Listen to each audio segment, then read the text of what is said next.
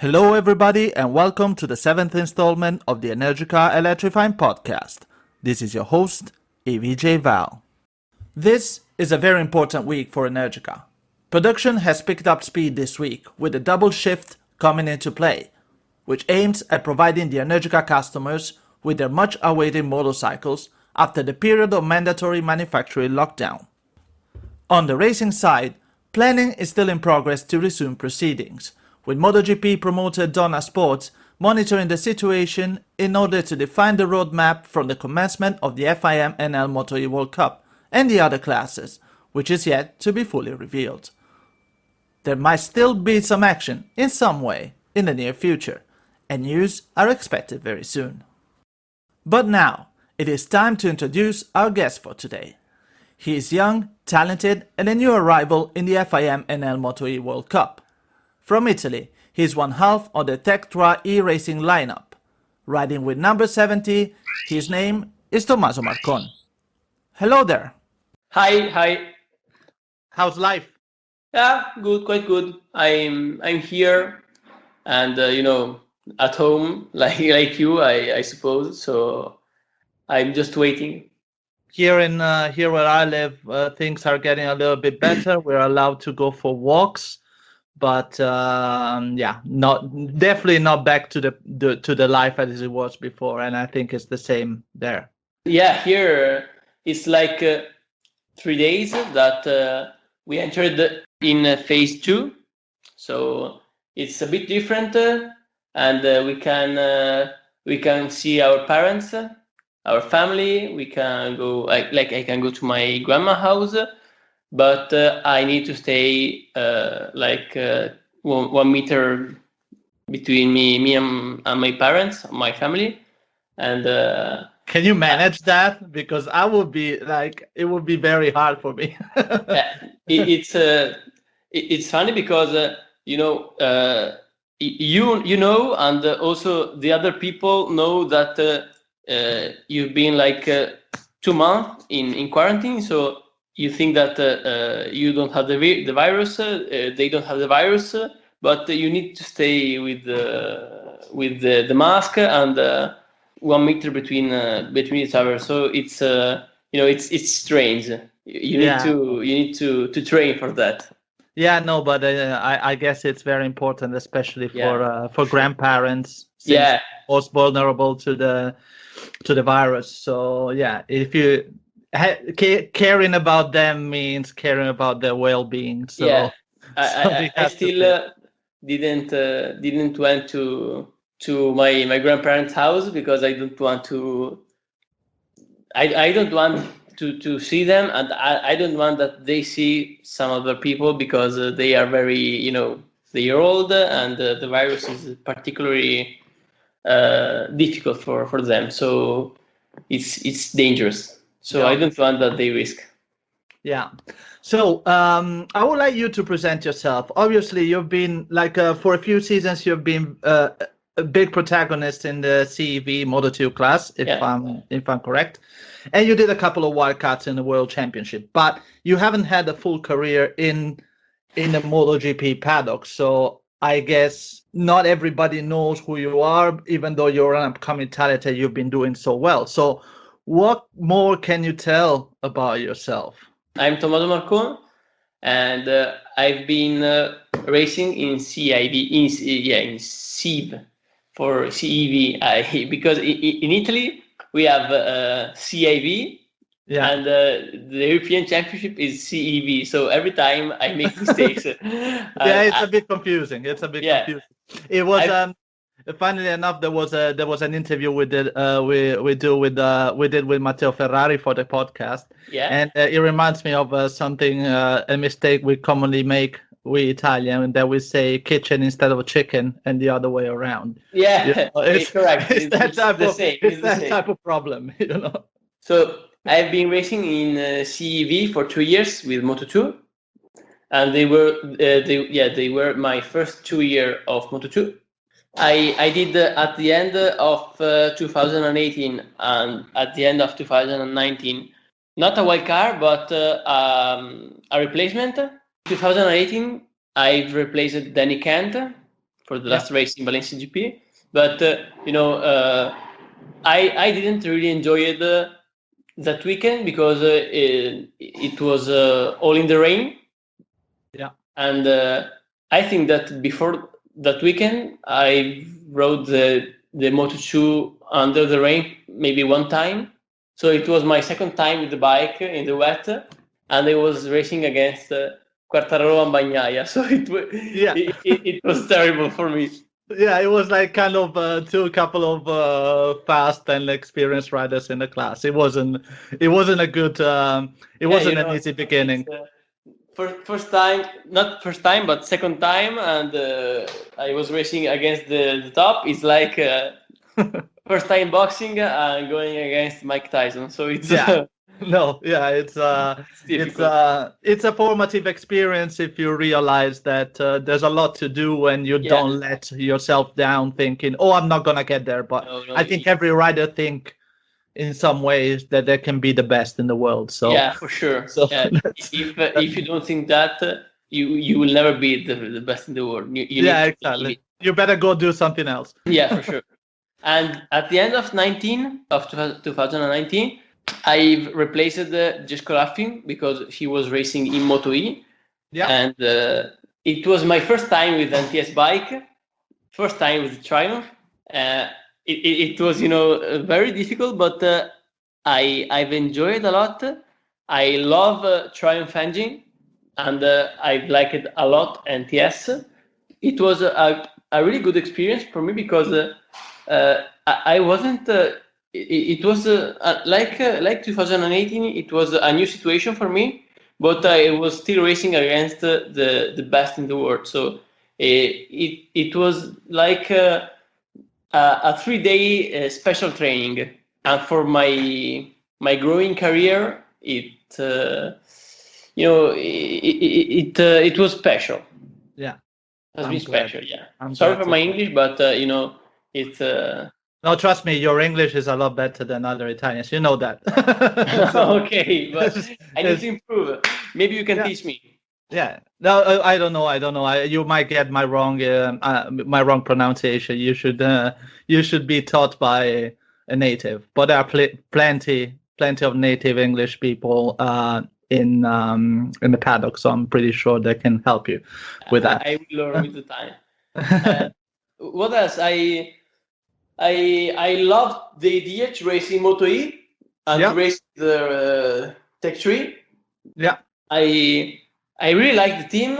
I like Hervé a lot because he believed in me. He asked for me.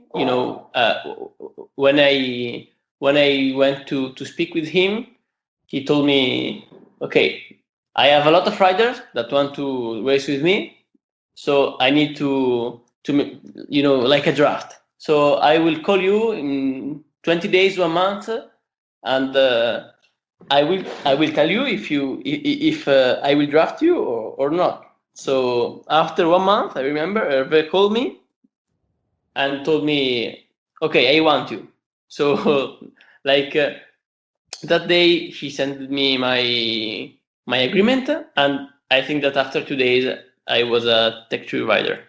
That's quite an achievement, and it came out of the blue because you had no idea. So we read on an interview last year exactly that you enjoyed the Moto E format in 2019. You spoke well of the fact that yes, they're not long races, but they're exciting, and you said that probably the bikes might be fun to ride. And now you tried it. I mean, two months ago you tried in Jerez.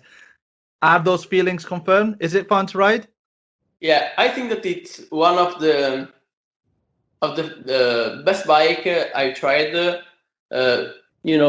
Normally on a bike, you can't exit from the corner in the way you exit with Moto E because it's like flat track.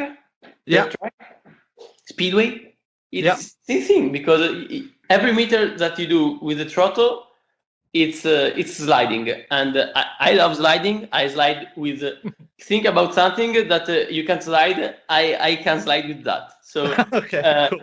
I love Moto E because it's so easy to slide, but it's also good for the time lapse, because normally with Moto2 or maybe Superbike, if you slide, sometimes it's good, but sometimes you lose time.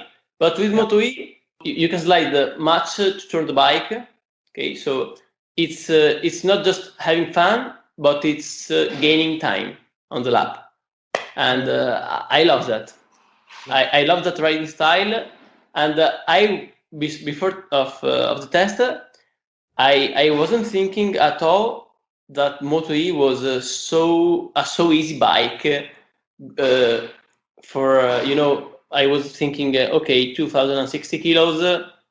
It's 260 kilos. Sorry, it's that 2,000 would have been a little bit too much. It's a little too much, but 260 kilos is too much. I was thinking it's impossible to ride something like that. But after 3 corner, I say it's like Moto2. It's perfect. So I was in love. Good. I hope you stay in love with the bike as soon as we can go back. Better for me if I stay in love, because if I stay in love, I will go faster.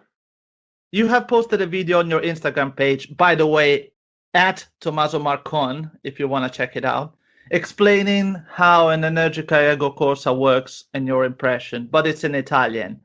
Apart from what you just told us, is there anything else that you want to tell the non-Italian listeners? You say something about the reverse, which was something that kind of amazed you for a bike. Yeah, I posted this on YouTube in my channel, and for the not Italians, how you say for the non-Italian speakers. Yeah, for not Italian speaker, I can say that it's very particular, because after riding for like 15 years normal bikes with a normal engine, starting with the Moto E is something of the first meter when you exit the pit lane for the first time, the bike don't do any noise, don't make any vibration. So it seems like that it's going with magic. You know, you twist the throttle and she just goes. But it's not normal for a normal person that never tested an e-bike. So it's like the first lap was like it's another world. And you need obviously to change all the riding style, the idea of how to ride a bike, and do the opposite. In some corner, you need to do the opposite of what you normally do to go fast. So it's an experience, and I for all the people that are hearing this podcast, I say that if you have the chance, if you have the choice, try any bike, because it's a beautiful experience. That's great. That's great to hear, especially from our side. Yeah. So speaking again of your Instagram account, you seem to be doing a great job with your social media activities, and the numbers of followers is growing quite a lot. What's your secret? Well, I I post my contents. I post my contents, and people seems liking it. So YouTube is a great. It's great to grow with followers, because all the people that watch my video then came following me on my Instagram, and I'm a rider, so people that follow me want to see the rider. So I rarely post something that is not. I rarely post something where the topic is not the rider. So if you see, my picture are all my bike, or maybe I posted 1 week ago a video. I've posted a video where I'm playing basketball, but I'm doing it with a helmet, so it's in the target of my follower, and I just do that, but nothing different. Just that. Okay, you just try to be creative, but not you're putting yourself too much in the sort of middle of attention. Just but I see the same thing from all the riders. So I just maybe try to do something different because people want to see something different, something new, and I try. Yeah, especially now that basically everyone is posting stuff, including us. Sure. So yeah, unless you do something different, it's all the same. So yeah, I completely understand it. And you mentioned basketball. Do you have any hobbies outside of racing and riding bikes? Yeah, for sure. My hobby number one is in this quarantine, my hobby number one is running my YouTube channel. Okay. And my hobby number two, but I think that for importance, it's much more important the YouTube channel because it's part of the job, So maybe it's not a hobby. The real hobby is basketball because I love basketball, and I play basketball something like at least 1 hour every day. Good. Yesterday I played like 2 hours and a half.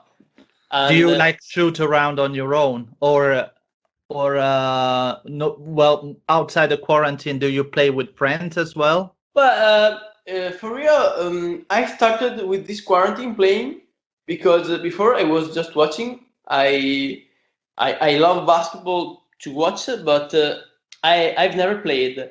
And like 2 weeks after the quarantine started, I bought a rim, and I fixed the rim on the wall.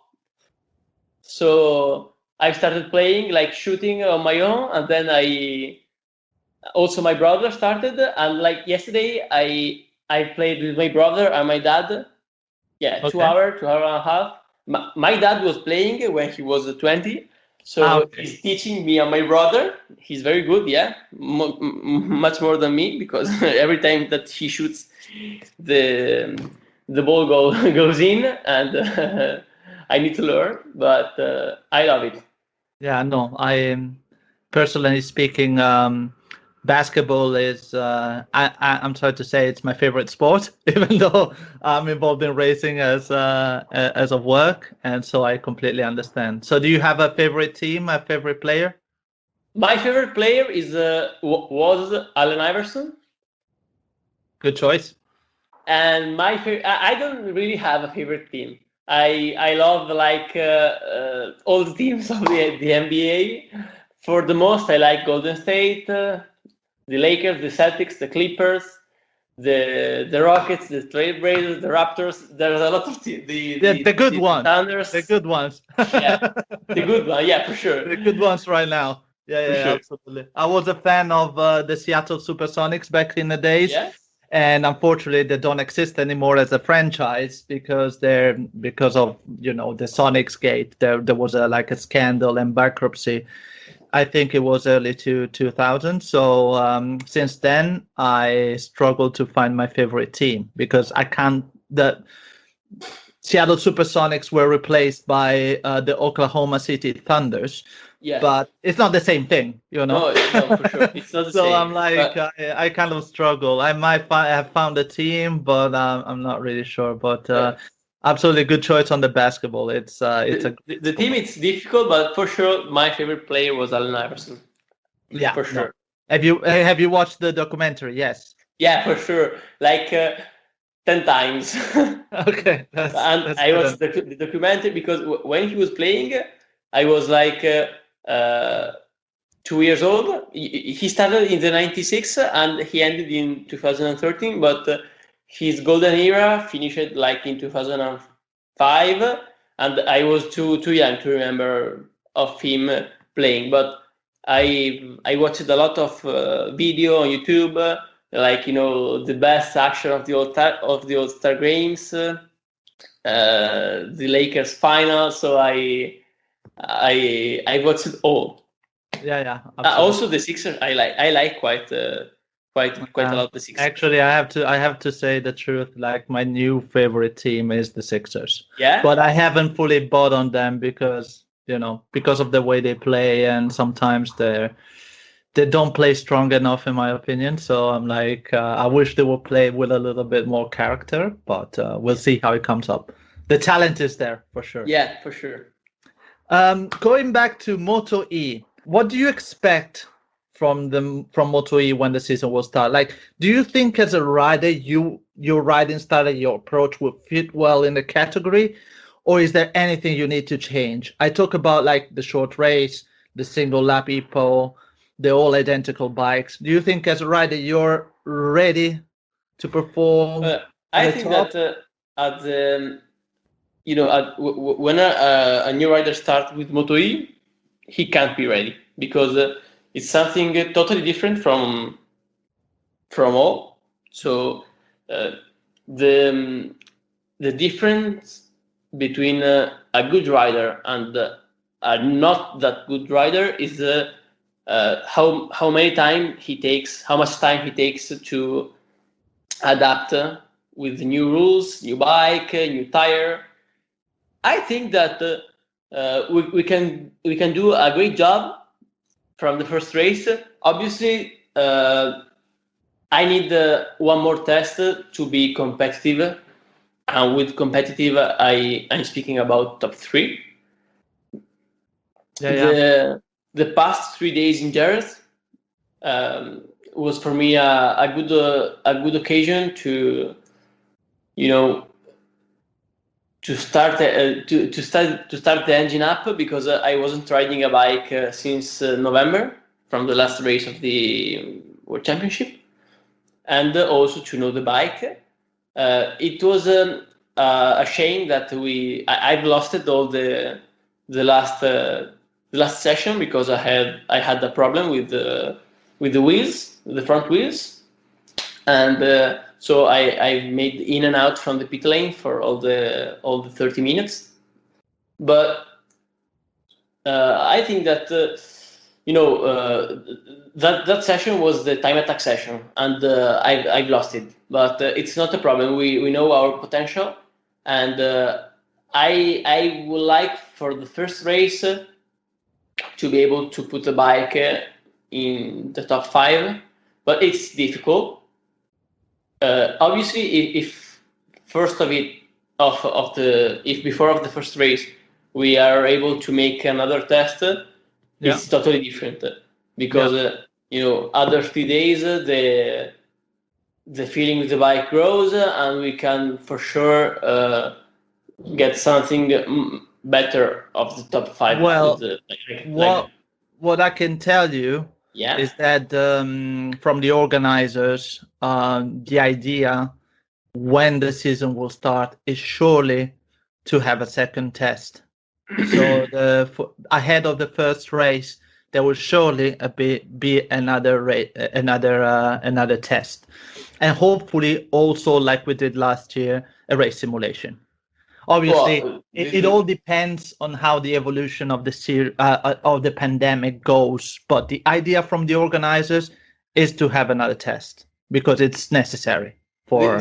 This should be necessary for the rookies, because I'm not the only rookie. There is like Dominic Egerter. He's a rookie, but it's a bit like fake rookie, because he's he's in the World Championship I don't know since what year, but early 2000 for sure. Yeah. Or I think that 10 years at least. No, more. Okay. at least 15. So and I've seen that because he was annoyed. He didn't know the bike like me and the other rookies, but he was very, very fast at the test. And that guy has a lot of experience. So maybe for him, or like Jordi Torres, also he's a bit of fake rookie because he did Moto2 World Championship, Superbike. So are two very talented guys and with a lot of experience. Maybe for them, doing another test is not that necessary, but for me and normal rookies, it is, because you don't know the bike. A lot of the circuit where we will go, we like Assen and Red Bull Ring. I never been there, so I need to learn the bike. I need to learn new circuit. I need to learn the new style, like one qualifying lap, one the race is just 7 laps. So it's if you're able to arrive to this new circuit, new tracks, knowing the bike quite good, it's for sure better than arriving with just 3 days. Absolutely. That would be absolutely crucial. So to wrap up this very interesting conversation, actually, this is the first podcast in which we really went off topic so much, speaking about NBA, speaking about Instagram. I actually liked it a lot. So, but there's one thing we always ask at the end of the podcast. It's like, in Italian, just if you can say a well-wishing message to all the people in Italy, or to all the people speak Italian about this this difficult times, something that can give them strength and hope and can motivate them facing this uncertain times. Tenete duro, perché siamo italiani e ce l'abbiamo fatta sempre, ce la faremo sempre. Questa quindi non è assolutamente non è la peggiore delle situazioni e non sarà la peggiore, e alla fine, come al solito, noi ce la faremo, però dobbiamo tenere duro. Okay, this was my... No, that's great. It was nice, simple. I obviously understand because I'm Italian. Yeah. It was nice, simple, and short. If you go and listen, the one made by Jordi Torres, it was around 4 minutes. So I liked yours a bit more. Sorry, Jordi, but that's what it was. So thank you so much, Tommaso, to be on the podcast, and I hope I'll see you on track. Probably I won't see you on track this year because if it starts, looks like media officers will not allow that the track. But I hope I'll see you on the track, even from TV, and I hope the racing will start soon. And in the meantime, just stay charged and stay safe. Okay. Okay. Thank you very much. Thank you very much. Have a nice day and rest of the week. To you, man. Bye-bye. Bye-bye. And that's it for the 7th installment of the Energica Electrifying Podcast. These are strange times, but we must stay focused on the road ahead of us, as it will lead to our desired destination. We would like to wish you the best of days, hoping you'll join us next week for a new episode. In the meantime, please stay charged.